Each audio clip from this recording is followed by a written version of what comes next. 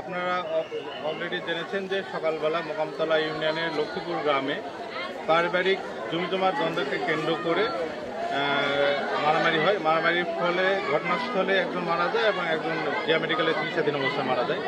এখানে যেহেতু জমিজমার বিরোধ, তাদের পারিবারিক জমিজমা সংক্রান্ত বিরোধ, ৩ শতক জমিনের বিরোধ আছে। বিরোধ ছিল হলো রেজাউল, জামিল আর হলো তোফাজ্জলের মধ্যে। মারা গেছে তোফাজ্জলের ছেলে সুমন আর জামিলের ছেলে ইয়াসিন। আর যারা আক্রমণ করেছে তারা হলো রেজাউল এবং রেজাউলের ছেলে পেলে। আমরা তাদেরকে একজনকে হেফাজতে নিয়েছি, বাকিটা তদন্ত সাপেক্ষে আপনাদেরকে জানাবো। আমরা গ্রেপ্তার করিনি, আমরা হেফাজতে নিয়েছি, যেহেতু এখনো মামলা হয় নাই। মামলা হইলে আমরা তাকে গ্রেপ্তার দেখাবো। আমরা জিজ্ঞাসাবাদের জন্য তাকে হেফাজতে নিয়েছি।